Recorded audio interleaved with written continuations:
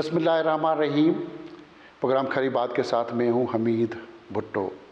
आज पाकिस्तान के ऐसे सूबे की बात करेंगे जो रकबे के लिहाज से पाकिस्तान का सबसे बड़ा सूबा और आबादी के लिहाज से छोटा सूबा,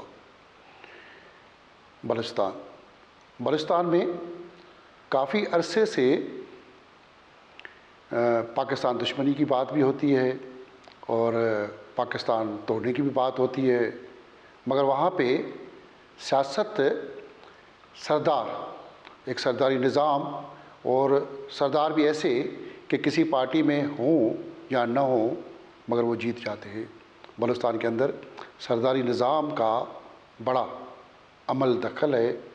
आज एक ऐसे ही बाहिम्मत सियासतदान 9 बार मुख्तलफ़ पार्लियामेंट के मेंबर रहे, कौमी सूबाई सेनेट के भी मेंबर रहे, वफाकी वज़ीर भी रहे, सूबाई वज़ीर भी रहे, अपोजिशन लीडर भी रहे और PTI के सदर भी बलूचिस्तान के रहे, सरदार यार मोहम्मद रिंद साहब।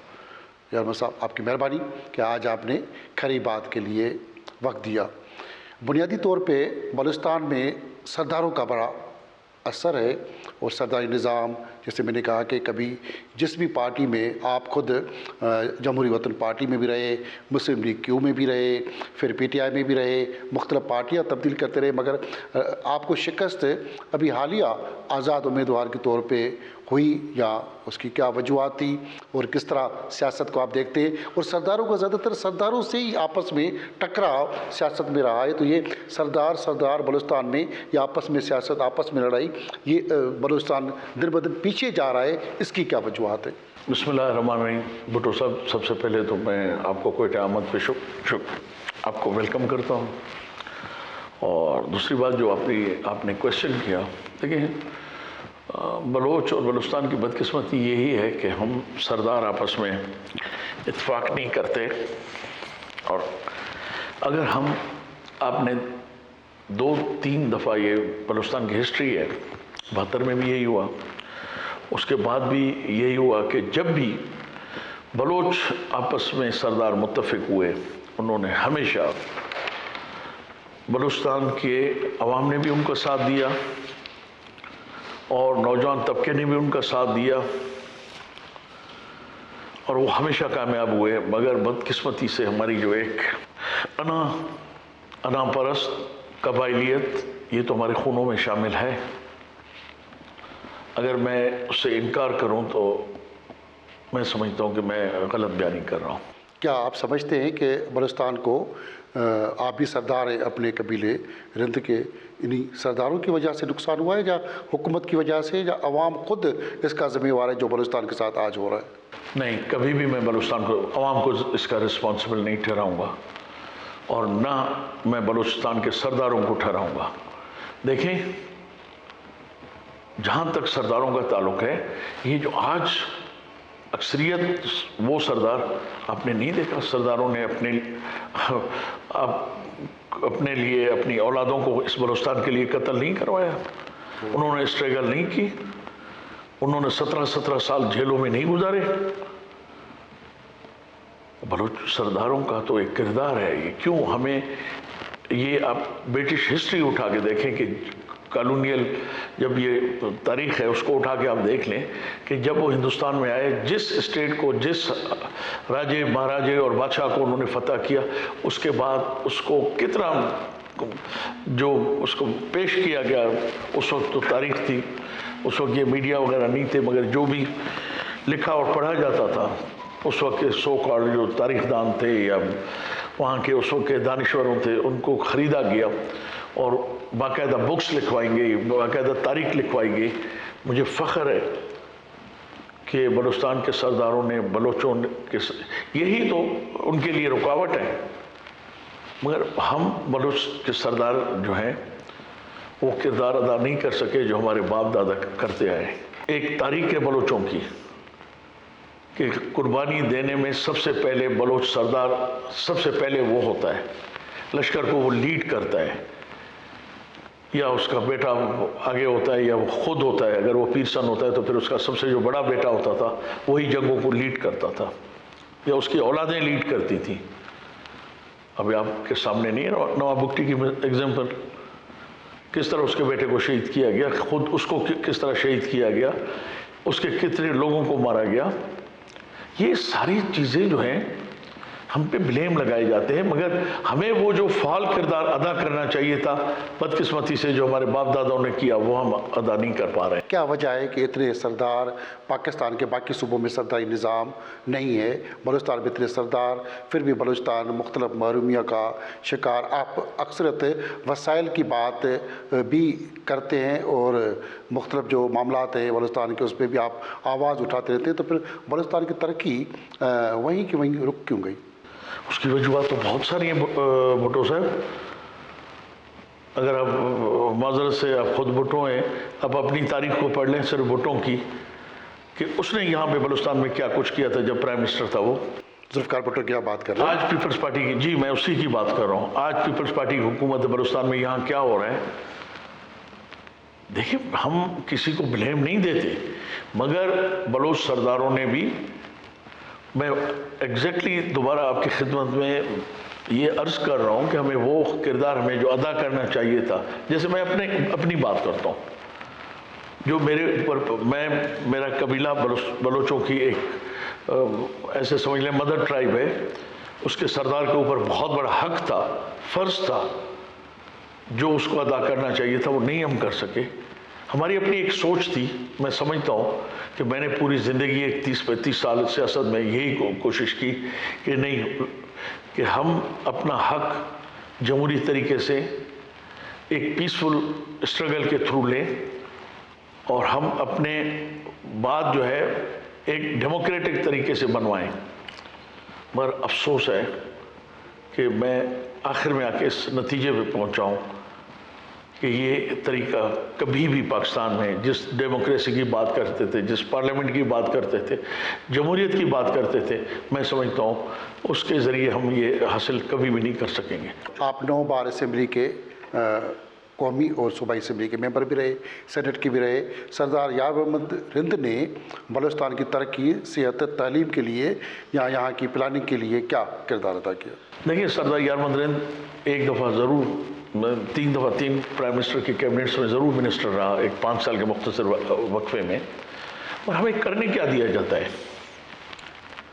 आज जो मुझे सज़ा दी गई, मैं तो उन लोगों में था जो इस्लाह की कोशिश करते थे। हम चाहते थे कि यहाँ पे एक ऐसा एक माशरे को हम, जमहूरी माहौल को हम क्रिएट करें जहाँ हमारे बच्चों को तालीम मिले, सेहत मिले, उनको उनके जायज़ हक मिले। आप तालीम के खुद वज़ीर भी रहे? जी, और मेरे तालीम का दौर जो 17 महीने का दौर है, मैं कहता हूँ, मैं दावे से आज लाइव प्रोग्राम में मैं ये आपको कहता हूँ, जाएं, मैं आपको दावत देता हूँ, मेरे 17 महीने में 17 रुपए की करप्शन इस सूबे के अंदर साबित करके दें। ये गढ़ है करप्शन का। हमारी MPs की सीटें बिकी, MNS की बिकी, अरबों रुपए हुए। जिस तरह मैं आपके सामने बैठा हूँ, 6-6 महीने पहले बता दिया गया था कि सरदार इनको हम आने नहीं देते, ये हमारे खिलाफ बात करता है, हमारी बात नहीं मानता। यहाँ तो उसको सजा दी जाती है, पनिश किया जाता है। यहाँ कोई जमहूरी माहौल नहीं है, यहाँ डेमोक्रेटिक माहौल नहीं है, यहाँ डिक्टेटरशिप है। यहाँ लोगों को मौत से डराया जाता है, यहाँ लोगों को नुकसान दिए जाते हैं। यहाँ इस वक्त अगर आप समझते हैं कि यहाँ कोई डेमोक्रेटिक हुकूमत है, यहाँ कोई जमहूरी अंदाज से हुकूमत चलाई जा रही है, पहले दिन से, इलेक्शन के पहले दिन जिस दिन अनाउंस हुआ है, उस दिन से यहाँ पे लेने और देने, बिकने और खरीदने का सिलसिला शुरू हो गया था। ये तो माजी में भी हमेशा, माजी में इस तरह नहीं होता था। भुट्टो साहब मिनिस्टर बन जाते, इस पे बिक जाते, 76 में भुट्टो साहब के दौर में हुआ था, मगर उसके बाद तारीख में ऐसा हुए हैं, हमेशा होता रहा है। मैं कभी भी नहीं कहूँगा फेयर इम्पार्शियल इलेक्शन इस मुल्क में हुए, 72 में हुए, मगर उसका नतीजा क्या निकला? ये 2% की जो बात करते थे ये बंदे, आज खुद पाकिस्तान 2% का हो गया, वो टका हमसे ज्यादा बेहतर है। तो क्या आपने अभी देखा किस तरह बांग्लादेश के लोगों ने अपनी डेमोक्रेटिक राइट्स के लिए स्ट्रगल की, पाकिस्तान भी उस दिन सही होगा इस तरह जिस तरह बांग्लादेश के लोगों ने, श्रीलंका के लोगों ने अपने घरों से निकल के जमहूरियत के लिए, अपनी आज़ादी के लिए, अपनी औलादों की आज़ादी के लिए उन्होंने जद्दोजहद की।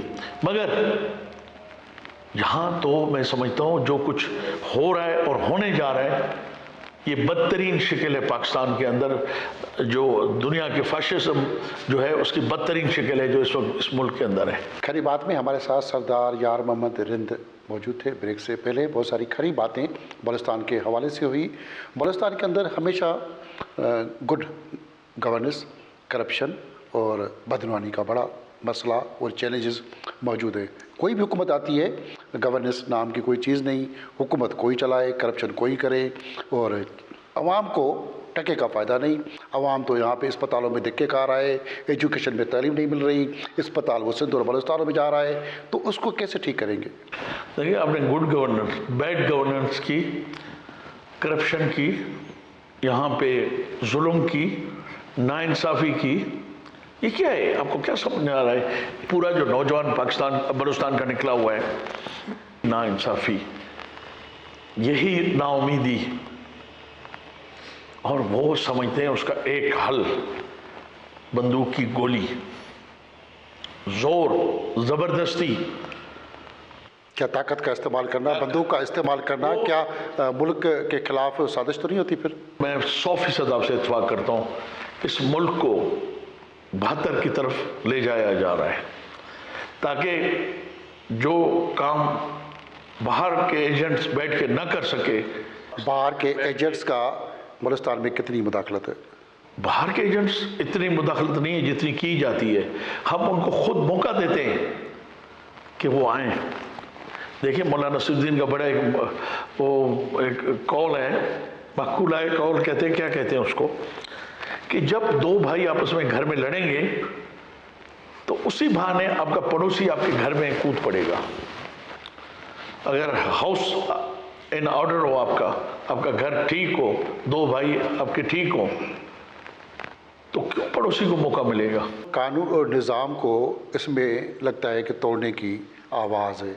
क्या कानून जो आइन है उसके तहत सूबे जो खुद मुख्तियारी मिली हुई है उसके तहत नहीं चल रहे? किस खुद मुख्तियारी की बात करते हैं? किस 18 तरमीम के बाद सूबों को खुद मुख्तियारी मौजूद है। आपके भुट्टो साहब ने कितने महीनों के अंदर उसमें तरमीम कर दी थी और कितनी तरमीम की थी। मुत्तफ़िका कानून, मुत्तफ़िका आइन उठाएं, आप देखें 72 में जिस दिन अप्रूव हुआ उसके कितने महीनों के अंदर, कितने दिनों के अंदर उसमें अमेंडमेंट कर दी गई। आप उस आइन को नहीं मानते? मैं उस पर आज तक बिलीव करता हूँ, मगर मैं कहता हूँ कि उस आइन को भी नहीं बख्शा जो मुत्तफ़िका तौर पर इस पाकिस्तान के अंदर बना है। क्या जो 18 तरमीम के बाद तो सारी सहूलियात सबको सूबों को मिली, वफाक से सब कुछ मुंतकिल हुआ सूबों को? थोड़ा बहुत मिला, मैं ये नहीं कहता नहीं मिला। पहले तो हम तो बिल्कुल ऐसे खाली आते हैं ना। अब एक थोड़ा सा एक शेयर हमें मिल जरूर गया, मगर उस शेयर का क्या तरीक़ाकार है? यहाँ इंतखाबात से पहले वज़ीर आला का फैसला किया जाता है। इमरान खान की हुकूमत में आप ही वज़ीर आला के पक्के उम्मीदवार थे। उस वक्त जो वज़ीर आला बने आपके घर पे आके बैठे रहे, फिर आप उस वज़ीर आला की लिस्ट से भी बाहर निकल गए। मेरे साथ किसने किया? किसने किया? रात को मेरे पास मेजॉरिटी थी, मेजॉरिटी पार्टियों की मेजॉरिटी थी, 34 वोट थे। उसके बावजूद रात को 11 बजे तरीन साहब का फ़ोन आया कि जी आप विथड्रॉ कर जाएं कैंडिडेट से। मैंने कहा क्यों? कहते 6 वोट हैं बाप पार्टी के, वो प्राइम मिनिस्टर का वोट नहीं देंगे और इमरान खान प्राइम मिनिस्टर नहीं बनेगा। मैंने कहा अगर मेरी वजह से इमरान खान प्राइम मिनिस्टर नहीं बनता है तो मैं विथड्रॉ करने के लिए तैयार हूँ। उसने कहा आपको पता है कि वो जो ताकतवर शख्सियतें हैं वो फैसला कर चुकी हैं। इमरान खान ने तो कोई डेमोक्रेटिक फैसला नहीं किया। इमरान खान ने आपको अपना मावन खुसूसी बनाया, पेट्रोलियम और बाकी चीज़ें आपको दी, फिर आपने 2022 में फिर इस्तीफा भी दे दिया। फिर इमरान खान से क्या इख्तिलाफात हो गए आपके? 6 डिपार्टमेंट थे, एक ऑफिस मेरे पास नहीं थी, एक दिन मुझे दफ्तर नहीं दिया गया, एक दिन मुझे इख्तियार नहीं दिया गया, एक दिन मुझे सरकारी कोई एक PA तक मुझे नहीं दिया गया। आप किसकी बात करते हैं? 2 दफ़ा मैं रिज़ाइन उनकी हुकूमत में किया। क्या मैं बैठ के खाली जो बेनिफिट होते हैं एक एडवाइज़र के, मैं वो लेता? मैं बेनिफिट लेने के लिए तो नहीं आया था ना। अल्लाह ने मुझे बहुत कुछ दिया हुआ है, जो आपके आज फेडरल मिनिस्टर्स को दिया हुआ है, उससे मैं बहुत ज़्यादा प्रिविलेजेस अल्लाह ने मुझे अपने नबी के सदके दिए हुए, मैं उनको एंजॉय करता हूँ। तो मुझे ज़रूरत नहीं थी कि मैं एक पपेट बन के बैठूँ। मैं उनके कोर कमेटी का मेंबर बना, मैंने उनकी पार्टी को यहाँ चलाया। आप सूबाई सदर भी रहे? सूबाई सदर रहा, मैं सूबाई सदर रहा। यहाँ 2 काउंसलर थे पूरे बलूचिस्तान में। जब मैंने छोड़ी तो उस वक्त 3 MNA थे, 7 MPA थे उनके पास। आज कहाँ है वो? अगर वाकई इमरान खान की सारा कुछ कमाल उनकी वो था, लीडरशिप का था, तो आज क्यों नहीं है? आज पार्लियामेंट में क्या उनकी है? तो मैं, क्योंकि मैंने टाइम गुजारा, मैं उनके खिलाफ कभी भी जो बात अब भी आपने कहा मैंने जज्बाती होकर कह दिया है, मगर मैंने उस वक्त 1 दफ़ा नहीं 2 दफ़ा रिज़ाइन दिया। मैं यहाँ मेरे पास 2 मिनिस्ट्री थी, हायर और सेकेंडरी। असम्बली के अंदर मैंने उठ के जाम साहब को इस्तीफ़ा उसके सामने देख के मैं खड़ा हुआ कि मुझे नहीं चाहिए। मिनिस्ट्री हमारे लिए कभी भी हमारी मजबूरी नहीं रही, इक़्तिदार हमारे लिए कभी भी नहीं रहा। ये यहाँ पूरी बलूचिस्तान की तारीख बड़ी पड़ी है कि उन्होंने अपने ज़मीर किस तरह बेचे, अपने वोट किस तरह बेचे, सेनेट के वोट किस तरह उन्होंने बेचे, मिनिस्ट्रियों को वोट किस तरह बेचे। सरदार रिंद के ऊपर मैं मिल्कियत हूँ बलूचिस्तान की आवाम की।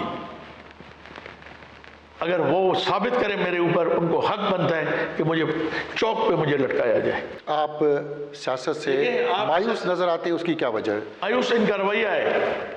हम बहुत कोशिश की, देखिए 1 अरबों रुपए यहाँ पे जिस तरह करप्शन होती है, उस करप्शन से मैं कहता हूँ सिर्फ यहाँ नहीं, मैं 5 साल फेडरल मिनिस्टर रहा हूँ। छोटे बलूचिस्तान को आप जाएं, पूरी मेरी मिनिस्ट्री, मेरे पास 7 डिवीजन थे। आजकल तो एक डिवीजन के मिनिस्टर होते हैं, मेरे पास 7 डिवीजन थे मिनफिल के अंदर। मैं आज भी आपको दावे से कहता है, जाएं, जाके खड़ा करें। मैं हमेशा असेंबली में भी बात कही है, मीडिया में भी बात कही है, लाइव प्रोग्राम में भी किया है, मैं अभी आपके साथ भी वही बात कर रहा हूं। मैं ये नहीं कहूँगा कि मेरे ऊपर इल्ज़ाम लगाएं, मेरे ऊपर साबित करें। मैं आपको कहता हूं, आप सिर्फ मुझ पे इल्ज़ाम लगाएं, साबित करना मेरा काम है। करप्शन के खात्मे के लिए आपने क्या किया? आपने खुद करप्शन नहीं की, कितने लोग बंद कराए? कितने लोग बंद कराना मेरा कोई काम है? जिसको मैं खत लेटर लिख के भेजता था, जाम साहब तो जो भी मेरी फाइल जाती थी उस पर ऑब्जेक्शन लगा के भेज देता था। जो मैं रिज़ाइन करके वहाँ से छोड़ दिया, ये मिनिस्टर के इख्तियार में नहीं होता है कि मेरे वक्त में अगर करप्शन कोई हुई हो, मैं अपने 17 महीने का मैं आपको इख्तियार देता हूँ, अपने अपोजिशन को देता हूँ, अपने मुखालफों को देता हूँ कि मेरे वक्त में क्या पाकिस्तान का आइन बनाना मेरा काम था, एक MPA का कानून बनाना मेरे इख्तियार में था, जजमेंट्स देनी मेरे काम इख्तियार में था कि मैं लोगों को पकड़ के रोड पे वो फिल्मों की तरह, हिंदुस्तानी फिल्मों की तरह अदालतें लगाता। कुछ नहीं होता था। जिसको भी हम करते थे, फाइल बनाते थे, भेजते थे, जाम साहब वो फाइल रख के उस पर चढ़ जाते थे। जाम साहब ने जो मेरे साथ ज्यादती की, आज बलूचिस्तान की जो तालीम की पसमानदगी है उसमें हमारे साहिब इक़्तिदार लोग तो हैं ही हैं, मगर उसके साथ जाम कमाल मैंने इतनी मेहनत करके एक प्रोग्राम बनाया था बलूचिस्तान के अंदर कि उस वक्त 32 डिस्ट्रिक्ट थे हमारे, कि मैं 32 कैडेट कॉलेजेस बनाना चाहता था। 7 मेरे पास उस वक्त डिवीजन थे, मैं 7 गर्ल्स कैडेट कॉलेजेस बनाना चाहता था। और पैसे आपको पता है कि कितने थे? सिर्फ मैंने 9 अरब रुपए मांगे थे 3 साल के लिए। और लास्ट में इतनी मैंने जद्दोजहद स्ट्रगल की थी जिसका कोई तस्वर नहीं था। अगर वो होता तो बलूचिस्तान के इन सिर्फ 3, 4, 5 सालों के अंदर बलूचिस्तान की तालीम की सूरत हाल चेंज हो जाती। और फिर यहाँ नाइंसाफ़ी थी, करप्शन थी। मैं आज भी यही कहता हूँ कि जिस वक्त मैं छोड़ रहा था उस वक्त कोई मेरे ख्याल में 4,500 जॉब्स थी। क्या नौकरियां यहाँ पे भी पैसों में बेची जाती हैं? जी बेची जाती है, दी जाती है। यहाँ तो मिनिस्ट्री खरीदी जाती है, यहाँ सेक्रेटरीशिप खरीदी जाती है, यहाँ पोस्टिंगें खरीदी जाती हैं। यहाँ तो और छोड़ दे, नायब तहसीलदार बिकते हैं। थाने से लेके सब बिक रहा है। क्या चीज़ नहीं बिकती है ये मुझे पहले बता दें आप। मैं आपसे सवाल करता हूँ, मुझे छोड़ दें, कोई एक डिपार्टमेंट भी तो बता दें जहाँ नहीं बिकते। आप डिपार्टमेंट में रह चुके हैं तो आप ही बताएंगे पाकिस्तान की सियासत में बलूचिस्तान की सियासत का मुस्तकबिल कैसे देखते हैं? 0/0। 0/0। बलूचिस्तान का कोई मुस्तकबिल पाकिस्तान की सियासत के साथ वाबस्ता नहीं है, न पहले था न मुझे आगे की उम्मीद है। क्योंकि हम वो लोग थे जो पाकिस्तान की सियासत करते थे, पाकिस्तान की बात करते थे, पाकिस्तान से हमें उम्मीदें थी कि एक स्टेज आएगा कि हम भी एक पाकिस्तानी बनेंगे, हमें भी पाकिस्तानी की तरह तस्वर किया जाएगा, हमें भी पाकिस्तानियों की तरह ट्रीट किया जाएगा। मगर आप यकीन करें कि इस्लामाबाद में भी हम जाते हैं ना, हमें अजनबी लगती है, बशर्ते कि मेरे घर है, मेरे बच्चा है, मेरी फैमिली है वहाँ पे, मेरे बच्चे पढ़ रहे हैं स्कूलों में, और उसके बावजूद अजीब सा एक अजनबियत का मतलब एक तासुर उभरता है वहाँ जब हम इस्लामाबाद में जाते हैं। और वो रेट ऑफ गवर्नमेंट जब कहते हैं तो उसके मुंह से फिरौनियत का एक तासुर उभरता है। कहीं ऐसा तो नहीं कि सरदार भी चाहता है कि मैं भी फ़िरौन बनूं, मेरा भी जैसे मैं चाहूँ डिक्टेटर बनूं, किसी और की क्यों सुनूं? ये आपस में अनापस्ती की जंग तो नहीं? देखिए, जहाँ तक अनापस्ती की जंग है, एक सरदार को अनापरस्त होना चाहिए। उसको एक बलोच सरदार के लिए, मैं सिंध की बात, वडेरे की बात नहीं करता, पंजाब के चौधरी की बात नहीं करता, मैं आपको बताऊं, एक सरदार की एक अना होती है, एक इज्जत होती है। अगर जिसके पास इज्जत अना नहीं होगी तो उसके पास इज्जत कहाँ से होगी? हाँ, हम चाहते हैं कि हमारी इज्जत हो, हमें हमारा वो मकाम दिया जाए जिसके हम हकदार हैं। हाँ, अलबत्ता वो लोग हैं उनके पास जिनको वो नवाजे जाते हैं। हमको क्यों पार्लियामेंटों से बाहर रखा जाता है? हमें इक़्तिदार के ऐवानों से क्यों बाहर रखा जाता है? अगर इक़्तिदार के ऐवानों में साथ रखा जाए तो फिर सब कुछ ठीक है? ऐसा नहीं होता है, हमें वहाँ तक पहुँचने ही नहीं दिया जाता है। वहाँ हमें बात क्या, आखिर सरदारियत का क्या इल्ज़ाम था कि मेरे 17 महीने की एजुकेशन में जाएं, जाके लोगों से पूछें मगर कि एक औरत को क्या इज्जत थी, एक ऑफिसर को क्या इज्जत थी, एक प्रोफेसर को क्या इज्जत थी, एक टीचर को क्या इज्जत थी। मगर इस मुल्क में कोई भी नहीं मानता कि मेरे दौर में सब ठीक था, बाकी गुज़िश्ता दौर में सब कुछ खराब था, ये कोई मानता तो कोई भी नहीं है। मैं आपको ये थोड़ी कह रहा हूँ कि मेरी बात माने, मैं तो आपको कहता हूँ जाएं डिपार्टमेंट, एक जाएं ऑफिस में, आप जाएं एक स्कूल में। इस वक्त बलूचिस्तान में इंतहा पसंदी, शिद्दत पसंदी बढ़ती जा रही है, जिससे बड़े नुकसानात हैं। आप समेत बाकी सरदार, बाकी सरदार, हुकूमत क्या कर रही है? हुकूमत का काम तो हुकूमत से पूछें, जो उसके इत्तेहादी सरदार हैं, हिमायती सरदार हैं, आप उनसे जाकर इंटरव्यू करें। मुझसे ये पूछें कि बलूचिस्तान में इस वक्त क्या हो रहा है। बलूचिस्तान में सिर्फ करप्शन करप्शन करप्शन, और जिस तरह बलूचिस्तान के वसाइल को लूटा जा रहा है, बलूचिस्तान के लोगों को लूटा जा रहा है। बलूचिस्तान कुदरती वसाइल से माला माल है, उस वसाइल का आवाम तक फ़ायदा कैसे पहुँचेगा? कैसे पहुँचेगा? एक ही तरीका है, अब अगर वो इख्तियार करें हल मैं आपको बता रहा हूँ, एक ही पॉइंट है, आप इंसाफ करें, जायज़ इलेक्शन। आज मैं कहता हूँ असेंबली तोड़े और ऐसे लोगों के जरिए आप इलेक्शन करवाएं जिन पे अवाम का एतमाद हो और जमायतों का एतमाद हो। फरिश्ते बाहर से नहीं लाए जाएंगे, फरिश्ते इस मुल्क में भी हैं। फेयर इलेक्शन, इम्पार्शल तो आपने 72 में इलेक्शन करवाए, मगर आपने अवाम की राय, अवाम का फैसला, अवाम के जो पार्लियामेंट के अंदर उन्होंने अपने मुंतखब नुमाइंदे भेजे, आपने उनको धिक्के दे के बाहर निकाल दिया। उसका नतीजा पाकिस्तान में क्या हुआ? मैं तो आज भी कहता हूँ अभी भी एक गैर जानिबदार कमीशन बनाया जाए और जो वो ये देखे कि उस वक्त जो बांग्लादेश टूटा था उसकी क्या वजूहात थी, उसके पीछे क्या उसका वो था, क्या वजूहत थी और किस वजह से पाकिस्तान टूटा और किन की गलतियों से टूटा। और अगर वो जिंदा है तो उनको फांसी दी जाए, अगर वो मर गए तो सिंबॉलिकली उनके कब्रों पे रख के उनकी कब्रों को फांसी दी जाए। तो आइंदा कोई इस मुल्क के अंदर, इस मुल्क के साथ ज्यादती नहीं करेगा जो 1972 में 71 में हुई है। बलूचिस्तान को वफाक से खुद मुख्तियारी चाहिए या वसाइल चाहिए, आपका क्या मौक़िफ़ है? हमें भीख नहीं चाहिए, हमें वसाइल नहीं चाहिए, हमें हमारा ड्यू शेयर चाहिए, जो हमारा हक है। हम उनसे खैरात नहीं मांगते, हम उनसे भीख नहीं मांगते। बलोच एक खुददार कौम है, भूखी रह लेगी मगर हाथ फैला के नहीं मांगेगी। हमें खैरात पे आदी बनाया गया है। हमारे लोगों को जब तक डिप्टी कमिश्नर के दफ्तर में जाके एक एप्लीकेशन नहीं लिखी जाती, हमें गुलामी नहीं, हमें भीख नहीं, हमारे ड्यू शेयर दिए जाएं। और फिर मुझे यकीन है कि हमारे इतने शेयर होंगे कि हम दूसरे पाकिस्तान के दूसरे हिस्सों को भी दे सकेंगे। बलूचिस्तान के अंदर हमें किसी से लोगों को बेगुनाह है रास्तों पे कत्ल किया जाता है, क्या ये अमल ठीक है? बिल्कुल गलत है। किस दुनिया के मौजूद माशरे में ये होता है? किसी मौजूद माशरे में तो भुट्टो साहब किसी को धक्का भी नहीं दिया जा सकता। वहाँ आपने देखा, यकीनी मुझे यकीन है कि आप यूरोप और अमेरिका और दुनिया के हिस्सों में घूमे होंगे। वो एक लफ्ज़ भर जब आप ऐसे इत्फाक से कुछ चीज़ें हो जाती हैं, इमोशनल लोग हो जाते हैं, लड़ने लगते हैं, तो वो एक लफ्ज़ कहते हैं, don't touch me, don't touch me. वो तो कहते हैं कि मुझे उंगली भी आप मत लगाएं। उनकी सबसे बड़ी जो होती है वो यही होती है, डोंट टच मी।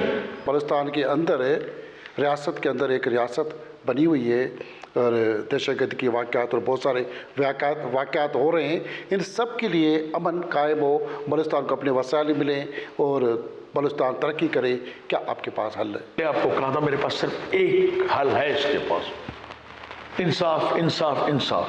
हाँ, अगर आप चाहते हैं कि ये मुल्क सही तरीके से चले, यहाँ के लोगों को जस्टिस मिले, इंसाफ मिले और वो इस मुल्क से मोहब्बत करें, तो सिर्फ एक ही बात है कि सही तरीके से फेयर इम्पार्शल इलेक्शन कराएं और जो लोग जिनको अवाम वोट दें उनको असम्बलियों तक पहुंचने दें और उनको बाइख्तियार बनाएं। उनके लिए हर्डल्स पैदा ना करें, उनको ब्लैकमेल ना करें। अभी क्या हो रहा है, जो मौजूदा आज सूरत हाल है असम्बली के अंदर, किस तरह कानून साजी की जा रही है, ये तरीका है, डेमोक्रेटिक तरीका है, इसको आप डेमोक्रेसी कहते हैं? नहीं, डेमोक्रेसी के नाम पे हम पे हुक्मरानी की जा रही है, जो मैं समझता हूँ कि बलूचिस्तान के अवाम तो कम से कम कबूल नहीं करेंगे। आप इंसान भी हैं, सियासतदान भी हैं, यकीनन हंसते भी होंगे, रोते भी हैं। कब हंसते, कब रोते? रोता तो तब हूँ, मैं तो जब 5 बच्चों को, मेरे बेटे को 5 बच्चों के 7-7, 8-8 साल, 5 साल का बेटा जब मेरा कत्ल हुआ, मैं तो उसकी लाश पे भी नहीं रोया था। मैंने तो उसके जाके खुद लाश उठाई थी, खुद मैंने उसकी लाश उठा के अपने गाड़ी की पिछली सीट पे रखी थी और खुद मैंने ड्राइव किया था। मेरे तो आंखों से आंसू भी नहीं आए, एक दिन भी मैं अपने बेटे के लिए नहीं रोया। हाँ, रोता हूँ, मैं भी इंसान हूँ। जब अपने लोगों को तकलीफ में देखता हूँ, उनके साथ जब जबर होता है, उनके साथ ज्यादती होती है, तब आंखों में जरूर आंसू आते हैं। अभी भी आपकी आंखों में आंसू मैं काफ़ी देर से देख रहा हूँ और जब्त करके पानी आपकी आंखों में नज़र आ रहा है। चले छोड़े, मैं थोड़ा सा वैसे जज्बाती होता हूँ, तो ये वजह नहीं है। हाँ, खुशी के लिए भी मैं भी इंसान हूँ। खुश तब होता हूँ जब अपने कौम, इलाके और अपनी औलाद को बढ़ते देखता हूँ, उनकी खुशियाँ देखता हूँ। मैं तो मिट्टी में भी बैठ के अपने लोगों के साथ खुश होता हूँ। मैंने इस सरजमीन से मोहब्बत की है, यहाँ के लोगों से मोहब्बत की है, क्योंकि यारमत कुछ भी नहीं था। आई एम नथिंग, मेरी कुछ नहीं थी हैसियत। मेरे कौम ने, मेरे कबीले ने, मेरे लोगों ने मैं तस्वर भी इंसान ज़िंदगी में नहीं कर सकता था। जब मैंने होश संभाला 9 साल की उम्र में मेरे बाप फौत हुए, तो आज मैं जिस पोजीशन पे हूँ तो वो मेरे कबीले के लोगों की मेहरबानी है, मेरे लोगों की मेहरबानी है जिन्होंने 9 दफ़ा मुझे पार्लियामेंट में भेजा, मुझे इज़्ज़त दी, मेरे कौम ने मेरे लिए कुर्बानियाँ दी। मेरे सैकड़ों लोग नाजायज़ मेरे ऊपर जंग मुसल्लत की गई, मेरे सैकड़ों लोग शहीद हुए। खुदा की कसम मैं खा के आपको एक सच्चा वाक़या सुनाता हूँ। एक दिन मेरे 9 आदमी कत्ल हुए। जब उनकी लाश लेके एक घर पे मैं पहुँचा तो उसकी बुरी माँ वहाँ से निकली। उनको इतला हो चुकी थी कि उनका बच्चा मर चुका है, शहीद हो चुका है। अब यकीन करें कि उस माँ ने घर से जब वो निकल रही थी लाश को रिसीव करने के लिए, वो रो नहीं रही थी, वो बैन नहीं कर रही थी, वो उसके शादी का, वो हमारे यहाँ एक होता है जो औरतें गाती हैं गीत, वो गाती हुई बाहर आई और आके मेरे सर को चूमा। मुझे कहा, बेटे सरदार, मेरे 2 बेटे हैं, एक आपके लिए मरा है, अभी तक मेरा एक बेटा जिंदा है, तुम अपना दिल छोटा नहीं करना। तो मुझे खुशी उन लोगों के साथ होती है जब मैं उनके साथ होता हूँ, मेरे लिए भी वो खुशी का दिन होता है। और अब मुझे ये एक नया स्ट्रगल, नई जद्दोजहद, मैं चाहता हूँ कि मेरा मुल्क, मेरी सरजमीन, मेरी धरती खुशहाल हो, आज़ाद हो और एक इंसान की तरह वो जिए अपनी धरती पे, अपनी सरजमीन पे। कोई पार्टी ज्वाइन करने जा रहे हैं? अभी नहीं। हाँ, अलबत्ता मुझे ये एक नई सोच मेरी है कि बजाय कि हम सियासी जमायतों में, उनके मफादात में, उनके मंशूरों पे जाएं, हमें बलोचों को मुत्तफ़िक होके एक जगह पे बलूचिस्तान के लिए स्ट्रगल, उसके लिए जद्दोजहद करनी चाहिए। मेहरबानी सरदार यार मोहम्मद रिंद साहब। हमारे साथ है सरदार यार मोहम्मद रिंद मौजूद थे, साबका वफाकी वज़ीर रहे और सूबाई वज़ीर भी रहे, सेनेटर भी रहे, 9 बार कौमी और सूबाई असम्बली के मेंबर भी रहे। खरी बात में बहुत सारी खरी बातें इनके साथ हमने की हैं। बलूचिस्तान की सियासत, पाकिस्तान वफाक और बलूचिस्तान और वफाक का जो झगड़ा है, जहाँ इस वक्त जो इंतहा पसंदी, शिदत पसंदी की बलूचिस्तान में लहर है, इस हवाले से हमने खुल के बहुत सारी बातें की है और सरदार यार मोहम्मद के आँखों में आंसू भी निकल आए। आने वाले प्रोग्राम खरी बात में अपने मेज़बान हमीद भुट्टो को इजाज़त दें। अल्लाह हाफ़िज़।